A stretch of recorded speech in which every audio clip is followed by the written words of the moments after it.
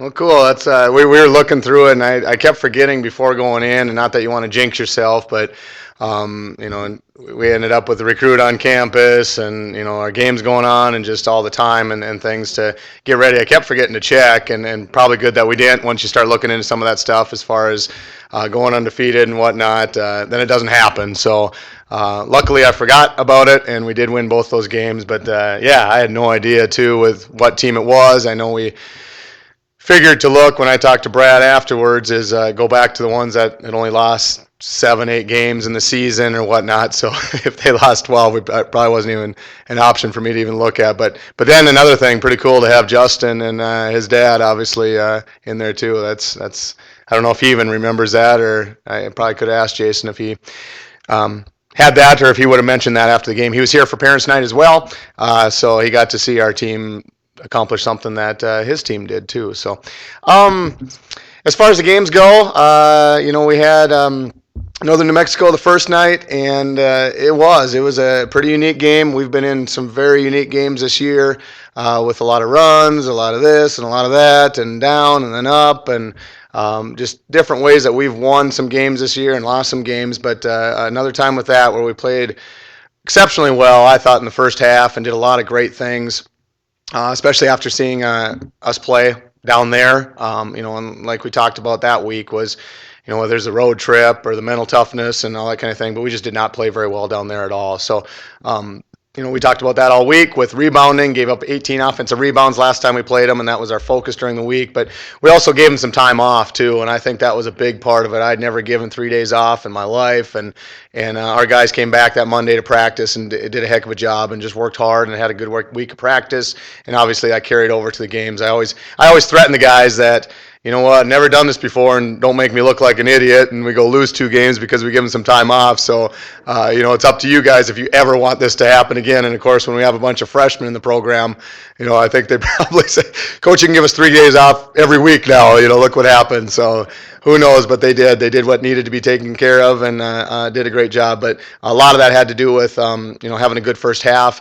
They ended the half, and just kind of talking to people and reading the articles and things, I wasn't positive for how many, the different runs and things, but I know they hit a 3 going into halftime, and then they scored like the next 11 or 12 points, so it was like a 14 or 15-0 run that we gave up. And then talking to Tom and the newspaper guy afterwards and stuff, and then we went on a 37-6 or something like that run after that. So, an incredible stretch for us at about the 15-minute mark. Talk about the ladies, and I was standing next to Dr. Kaiser during that run too, and we were just like, holy cows. And then we kept going back and forth about calling a timeout too, because Jessica and some of those girls, but we are the same way. In fact, we talk about that even in the preseason, that if you can win those stretches and even go like on a 5-0 run, or whatever, when it goes to 2 minutes is usually a long stretch, much less whatever it was, a 4-minute stretch, where if you can win those, you have a chance to win the game, and those are the parts where you have to have that mental toughness, number one, but then hopefully from preseason on, you can talk about those where everybody's just dog tired, and once again, a lot of it's mental wise, but if you can win that part, you got a chance to win the game. And obviously, I don't know in that stretch, that 4-minute stretch, what the women did, but that was pretty, us going on a 37-6 run for our stretch, whatever, I don't think was anything close to what they did in that 4-minute stretch, just because they didn't get any breaks and that kind of stuff. So that's pretty cool watching that as well. But we did have a pretty good run there, and then open it up pretty good, and got to finish the game and got some kids in at the end. So and then the next night, obviously that was another tough one. We had something to play for, going 10-0 at home, playing a Johnson Will team that we'd beat pretty good down there, played pretty well down there. We came after a loss where our kids were focused, kind of a little bit of a chip on their shoulder, and took care of business down there. So going into that game, of course, I'm nervous as heck again, just because I wanted to make sure they came out and performed well. And win or lose, you still want to play well. And I thought it was a team. If we played well and we came with some good focus, we could win the game. And of course, that's what we did. We came out and had a heck of a start again, and a great first half, and get up by 25. And we even said that in the locker room. Make sure you keep plugging away, score 0-0, all that kind of stuff. But it's hard. We understand that. And I don't see that happening the rest of the year. We're going to be up 20 or 25 at halftime, so we'll have to worry about our guys being focused and giving everything they got in that second half. But I thought they did, and then it's just, a little bit of a letdown in the, last 15 minutes or so. And but we did. We still hung on to win and get some other guys in and get some playing time as well for some people. So, but that was our weekend. Looking forward here to a Valley City and a Jamestown crew at their place. Jamestown, we beat them pretty good here. They didn't have a couple of their guys. We were short a couple of our guys too and whatnot. But they've been really good at home. You talk about even that group right there. Is they came into our game at our place a few weeks ago now, and I think they'd lost like 7 or 8 in a row, but all of them were on the road. And now they've been at home, and they beat Dakota State, they beat Valley City, they beat basically everybody that they've played at home, and then they go on the road and they lost 2 more the last couple. So they're at home is the bottom line, and our guys got to be ready for that. They're going to be obviously wanting to revenge the loss and all those kind of things too, but they just do. They're one of those teams that play very well at home, as most of us do, and we got to have our A game. There's no question about it. And then a Valley City team that when we beat them up here, it was still when we had a couple of our guys and whatnot, and once again beat them pretty good, and their coach does a great job, and if anybody's going to be ready for us and have that circled, so to speak, on the calendar, it's going to be those guys. We've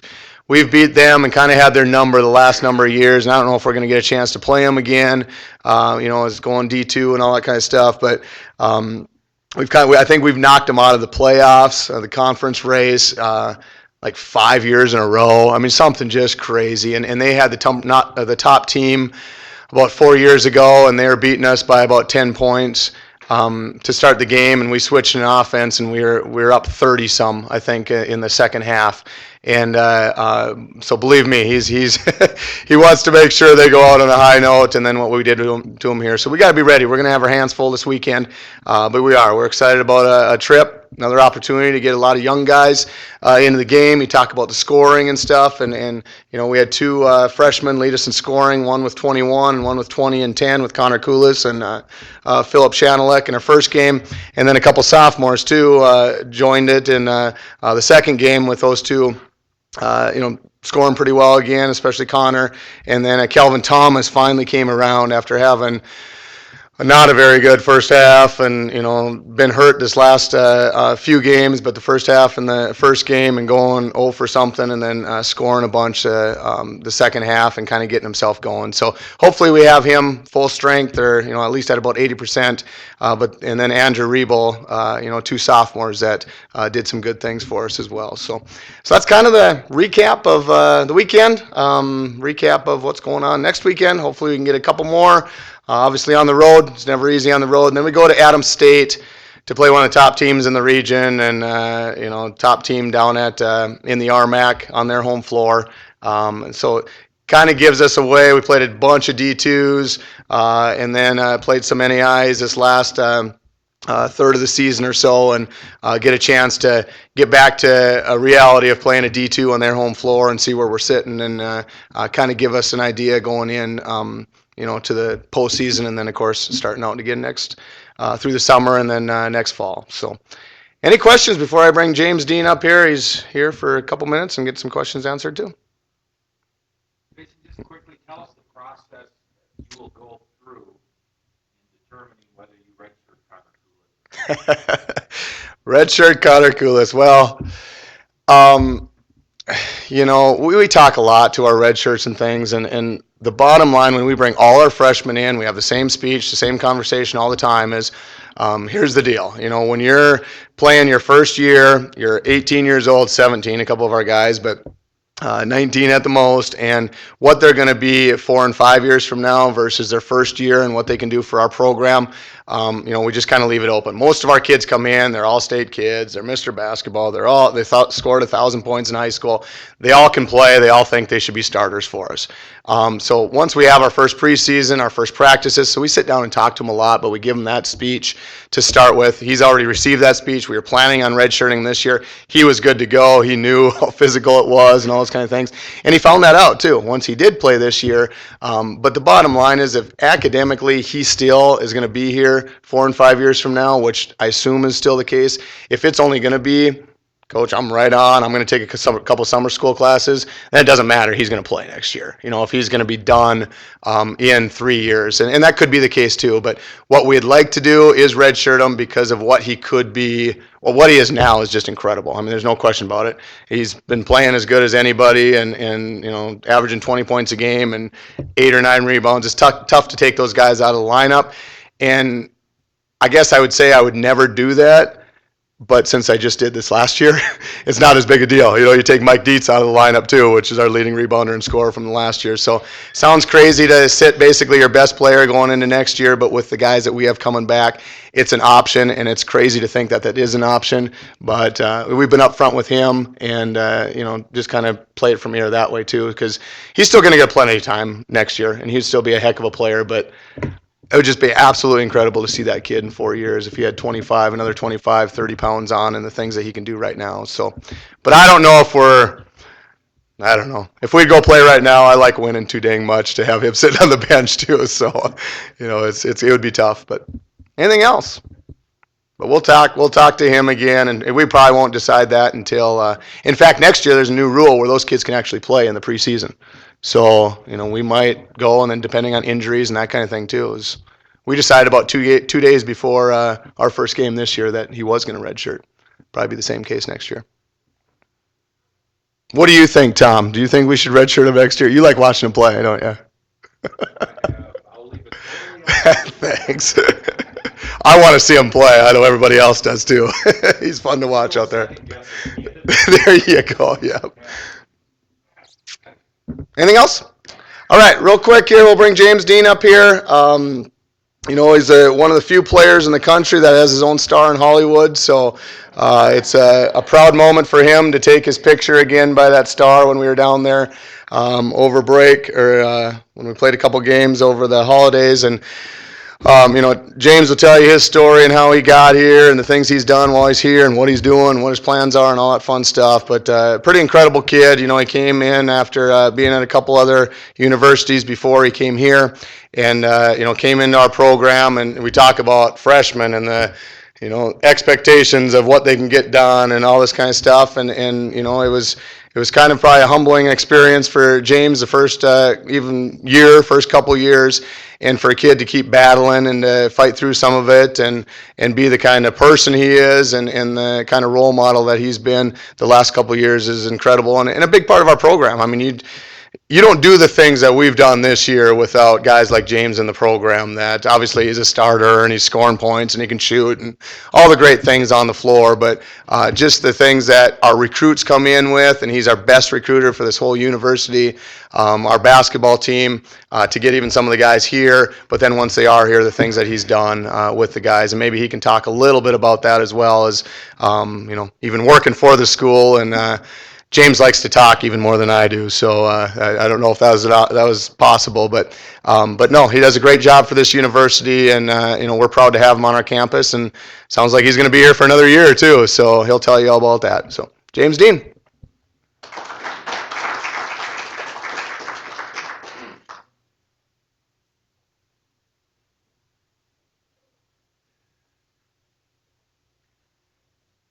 Hi. First, I'd like to say thanks, Coach. You've never said so many nice things about me at once. Yeah, like Coach was saying, I have a little crazy journey to the School of Mines. I pursued the Division I dream for a couple of years, and freshman year, Coach talks about a lot of the dumb things freshmen do, and I am, and a prime example of that. And I got asked to leave, and I went to the University of Wyoming. And the funny story about me is I got 36 on a couple sections on the ACT. So pretty smart kid coming out of high school, and I walked away from Wyoming with right at a 2.0 grade point average. So Coach Henry called me. He was a little confused at first about why he was calling me, with my grade point average.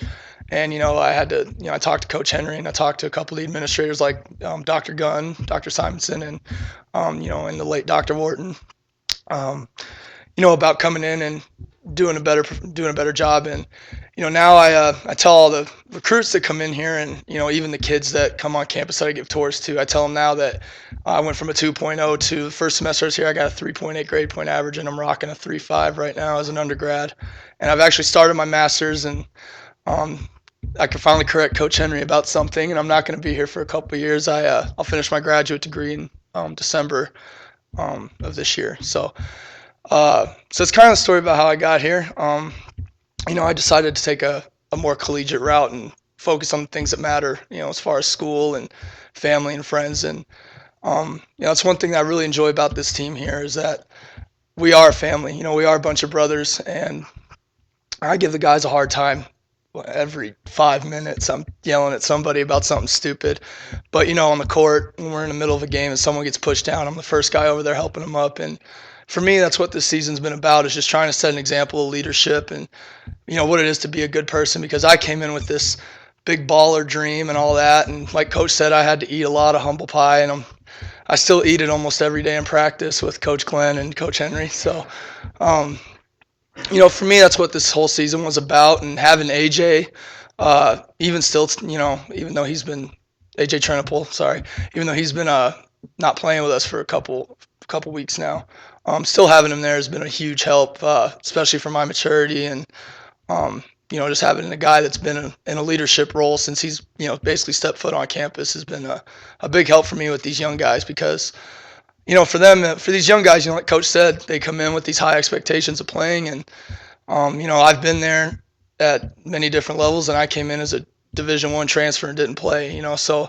when guys like, Troy get down on themselves, I say, hey, pick your head up. And then he goes and has 20 points and leads us against one of the best teams in the country at, what was that, Westmont or Azusa? I mean, he's been playing well since break. And, you got red shirts like Steven Yellowtail, who has just gotten very, very good.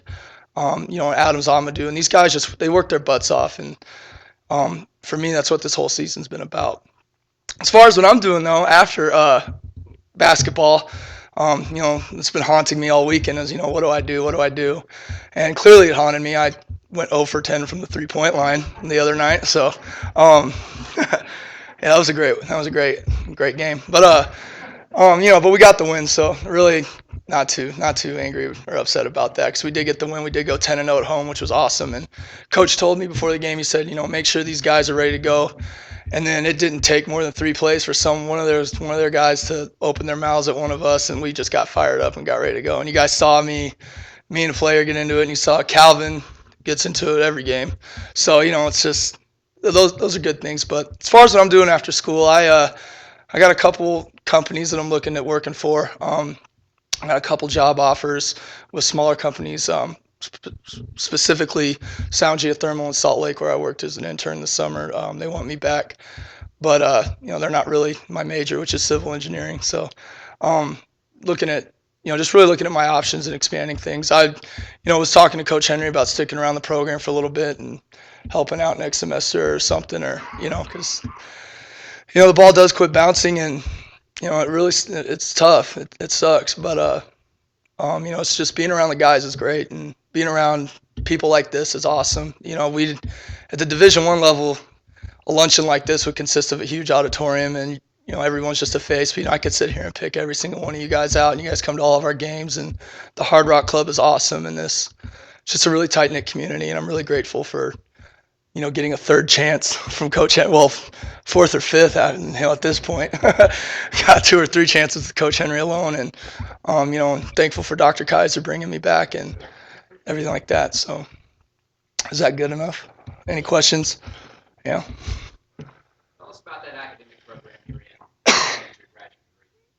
in. The dual enrollment program, because this is my 5th year as an undergraduate, I have literally 1 class this semester to graduate fulfill my senior design. So they worked out a program where I can start taking graduate level courses, and a couple other civils are now doing that as well, with the 500 level courses where they count as undergraduate and graduate work. It's a great program, and they basically we're in senior classes, and they just put a little different expectations on us and expect a little bit more quality work. And I struggled with that a little bit last semester, but managed above a 3.0. So, yeah. Anything else? You seem to be the energizer bunny before the games. Where are you going to transition that role to going forward? You know, when you get in the middle and you start screaming, whatever it is.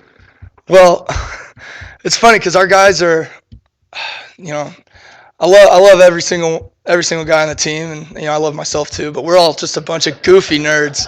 We'll sit around and play video games all day. So when it comes game time, I like to just get in the middle and just scream and let the guys know that like I'm looking like an idiot. It's okay for us to go out there, throw a couple turnovers. It's okay to go miss shots. I mean, for God's sakes, I went 0 for 10 and kept shooting. So I mean, I guess the one guy I would say would probably get transferred to that role is Luke Nolan, but I don't know. Luke's gonna be here. Luke's so unpredictable. He's he's always the one punching me in the face too in the middle of those things. He's like, yeah, bam, and I'm like, Luke. But we got a couple of all the guys. It's just, I mean, we don't really have calm guys. We're all around each other. Everyone's all up and at 'em. I don't picture Mike Dietz being that guy. He's pretty laid back, but I'd say Luke Nolan or maybe even Calvin Thomas. So a couple of those guys. And we got freshmen that are just insane, like Troy and Adams. Adams is a good kid. So anything else?